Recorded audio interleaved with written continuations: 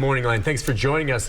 Wesley Smith is with us. He's with Walk Bike Nashville. We're talking about the idea of making any city, wherever you may live, city of Nashville or whatever, more accessible to bicycles and you know, walking. And we were touching on the bike aspect first, and we're going to get into sidewalks as well. Look, I know there's people out there right now saying, I like the idea of bicycles on one front, but I've been out in a car, and when I see a bike out there, and I've been this way myself, sometimes going over one of the bridges heading toward East Nashville to get back on the interstate, and there's some dude in a bike, and he's well within his rights, but he's right there kind of in the middle of the road in a lane that he should be in. But as soon as I see him, first of all, he's going slower. It slows down all the traffic behind me because I'm going to go real slow, and I'm not going to go around him unless I can give him a wide berth, because I don't want to take any chance of accidentally hitting the poor guy. And it creates a traffic mess. And so people are like, yeah, I like that, but it's a pain in the butt. Bikes slow down the traffic flow. Right. How do you answer that?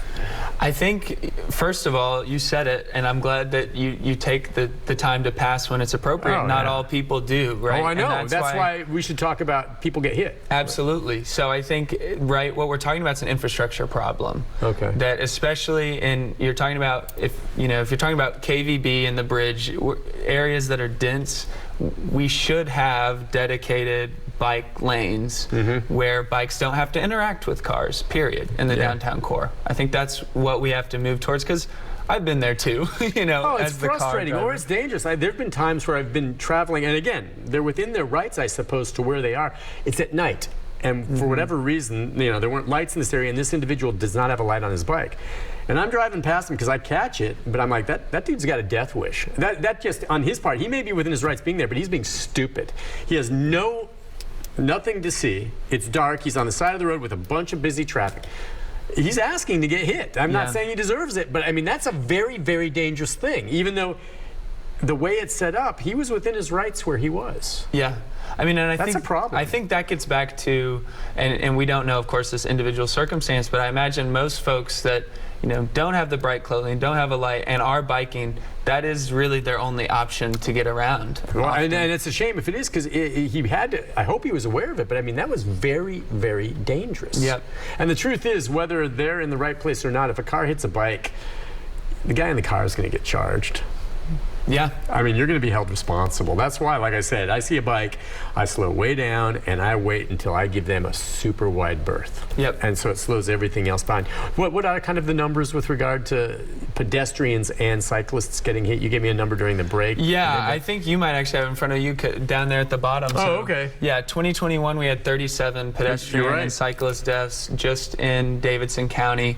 And the record came from 2020, I believe, which was 39. Unfortunately, we're on pace to break that record this year. Those are deaths. All right, so now you give an example here that they have in Hoboken, New Jersey.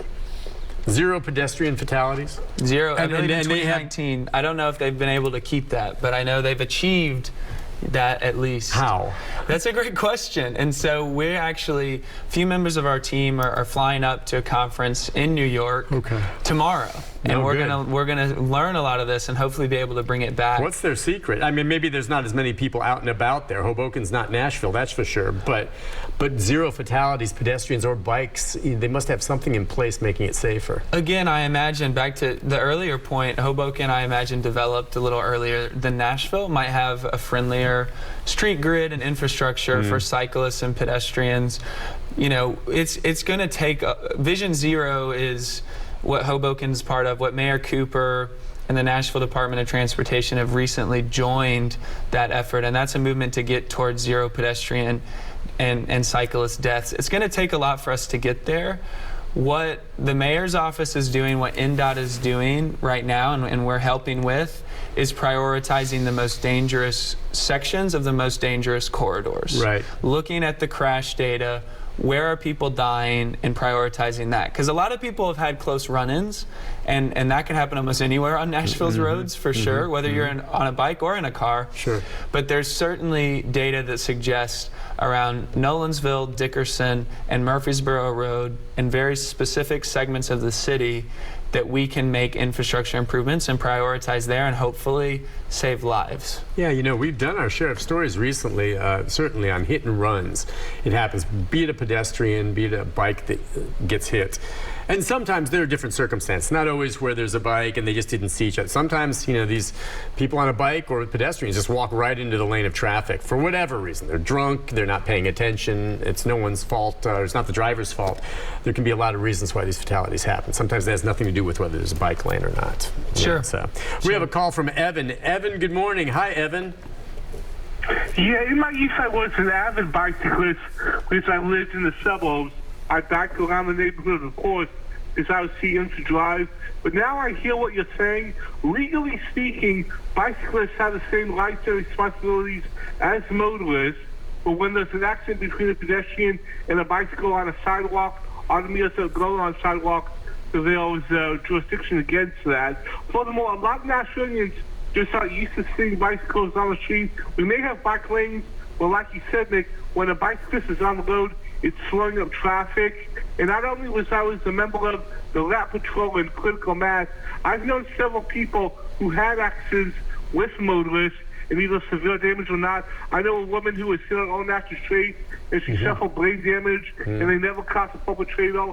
You may remember Molly Mendes, who was on the news for having an accident, and she's too afraid to have a bicycle again. Sure. And like Puck said on the real world, when you're a bicyclist, a car is your enemy, and we submit abuses to Metro, but they don't kill. So the government may be a friend, but Metro is not. And I'm not going to bicycle. I'm going to live in a small town with few cars on flat instead of hills. Plus, I'm kind of out of shape. So I prefer to drive instead and not feel underadvantaged. Yeah, listen, thank you for your call. And you can get in shape by riding his bike, but yeah. I guess he was echoing some of what I was saying. Just there have been some tragic cases I know on Natchez Trace that sometimes have gotten hit. I don't. Again, the solution, I guess, as you said, is those dedicated bike lanes. But his point too, maybe. Do you agree with this? That motorists in the city are not accustomed to seeing folks on bikes in the roads, or have they been around a lot long enough that we should be? Yeah, I think it's a great question. I think it really depends, Like you said, there weren't really any bike lanes in 1998 when Walk Bike was founded. So for the rare people, I guess, that have been here but, for a couple of decades going, have people adapted? As a motorist now, when I'm riding, I'm pretty aware. I try to always, if I see a bike lane, I'm acutely aware, especially looking behind me if one's coming. Because sometimes, that's the biggest fear is there's a bike lane and they have the right of way and the light's green and I'm turning right. Right. Okay, and usually if you're on the right-hand lane, you think, oh, it's clear, I can't. But if there's a bike lane there, I always look to make sure there's not a cyclist coming. And then, by the way, if I'm a bicyclist and I see a car in front of me signaling, I instantly think they're not going to see me. I slow down. Exactly. Yeah. You have to drive defensively. Both sides have to be cautious, and I think that's the right approach. Unfortunately, it's not the approach taken most of the time, and I think that what we have to remember here, though, is between a car and a bicyclist, only one person is driving a deadly weapon. You're right. Right. And in my demographic, I'm 23 years old, in the 19 to 25-year-old age range, car-related accidents, whether it's car-on-car, car pedestrian, car cyclist, whatever, is the leading cause of death. Yeah. For 19 to 25-year-olds. Car cyclist collisions? Or no, just car-involved accidents, period. Oh, yeah. Okay. So it could be a teenage driver and another driver, but just that's, I think, how we have to frame it, that, it's like the wild, wild west out there sometimes. It is. And again, that's why if you're behind the wheel of a car, you have a greater responsibility because it could be you get hit by a bike, the odds are you might have a bruise, you're going to be okay. But if your car gets hit by a bike, you can get a scratch. Right. Other way around. That's why you, as a car, but then it just creates look, there's enough traffic and stress on drivers as it is already not to have to necessarily worry about cyclists if you're not sure you're going to see them. On top of it, like I said, those scooters, which, every time I see one of those scooters zipping around the road, that guy's going to get hit. Yeah, it's a real concern. I think we have.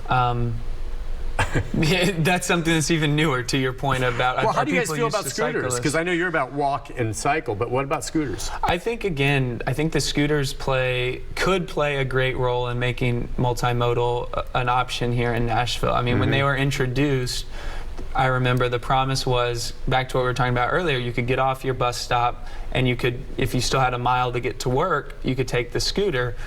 what I've observed is that they seem to be what tourists take to get around town. That's exactly right. So I'm sure there are locals that do, but I think, again, that comes back to just how robust the system is. That maybe if we had a more robust bike share program, that we wouldn't need as many scooters, or maybe they can help each other. But again, I think it becomes back to the infrastructure. And for the scooters especially, knowing the rules of the road, right? I see them often going from sidewalk to the street and back and forth, and I think that's dangerous for everybody involved. Let's talk more about the rules of the road when we come back too, because part of this, of course, is Walk Nashville as well, and the sidewalks for people walking. When can a bicycle go onto a sidewalk? Or are you not allowed to at all? We'll get into that with our guest as well. Also, some interesting numbers about the average, car trip into Nashville, how far it is and how many miles, not a lot, which is another reason why you probably could ride your bike. We'll be back with more. Take more phone calls right after this. Stay with us.